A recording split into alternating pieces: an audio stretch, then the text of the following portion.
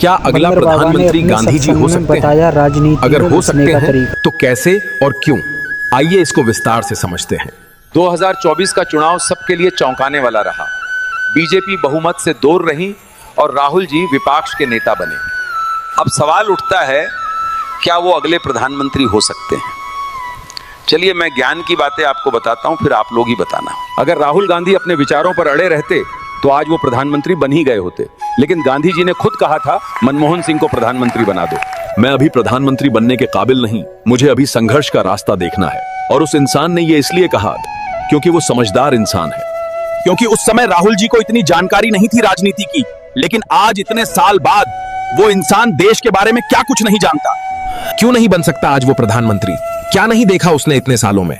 हजारों किलोमीटर उसने पदयात्रा की, लोगों से मिला और उन्हें समझा।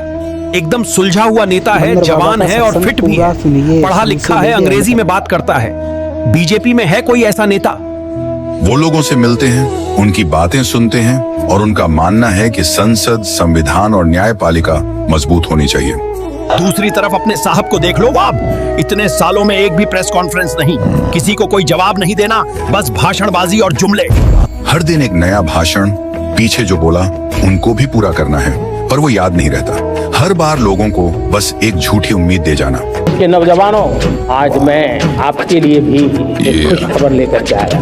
मेरे देश के युवाओं के लिए 1,00,000 करोड़ रुपए की योजना हम चालू कर रहे हैं।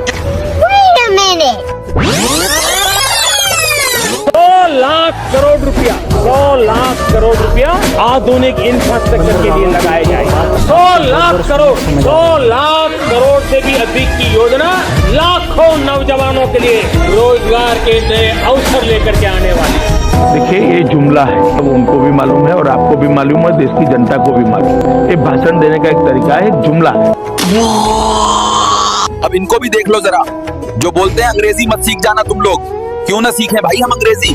क्योंकि तुम्हारे बेटे को नहीं आती, इसलिए। मनमोहन जी ने हिंदी के प्रति चिंता व्यक्त की, हिंदी की पूरी यात्रा का बहुत अच्छे से वर्णन किया, अभ्यासपूर्ण वर्णन किया, मगर मैं थोड़ा उनसे असहमत हूँ।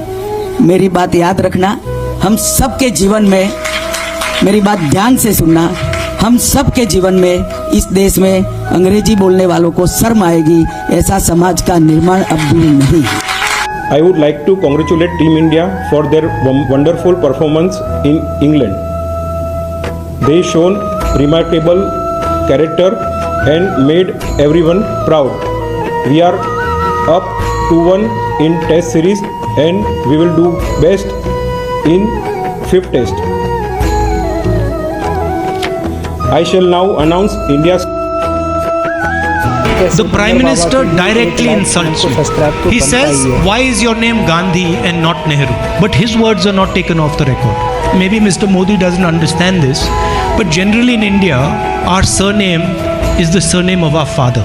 But it does not matter because the truth always comes out. ये बोल रहे हैं, मगर इसके पीछे सोच क्या है? अंग्रेजी नहीं पढ़नी चाहिए। क्यों नहीं पढ़नी चाहिए? अंग्रेजी आपका सबसे बड़ा हथियार है, क्योंकि अंग्रेजी आपको कहीं भी पहुंचा देगा। अंग्रेजी भैया, अंग्रेजी हथियार है। अंग्रेजी आप सीख गए तो आप कहीं भी घुस जाओ। जब देश के प्रधानमंत्री और गृह मंत्री ऐसे होंगे तो उस देश का क्या विकास होगा? सारे तो अनपढ़ भरे पड़े हैं बीजेपी में।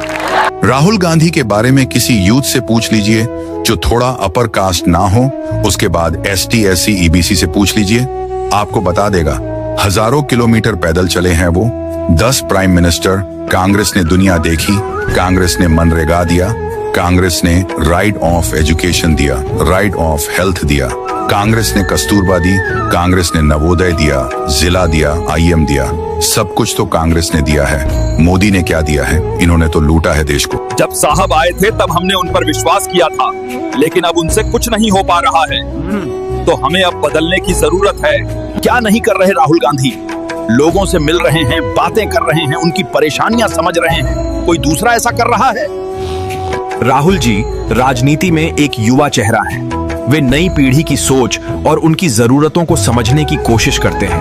लोगों के हक के लिए वो अकेले लड़ रहे हैं। शर्म आनी चाहिए हम लोगों को। हम बोल भी नहीं पा रहे उनके लिए। शर्म करो मूर्खो। अगर हम कुछ नहीं कर पा रहे तो कम से कम उनका साथ तो देना चाहिए हमें। कर दो आज। इस वीडियो को दबा के शेयर, इंस्टाग्राम, फेसबुक, व्हाट्सएप, हर जगह फैला दो ये वीडियो। कुछ लोग जाग जाएं ये देखकर जो कई सालों से कोमा में हैं। धन्यवाद। बंदर बाबा की कोई बात बुरी लगी हो तो हाथ जोड़ के माफी, और सच्ची लगी हो तो सब्सक्राइब कर देना और ठोको लाइक। जय श्री राम।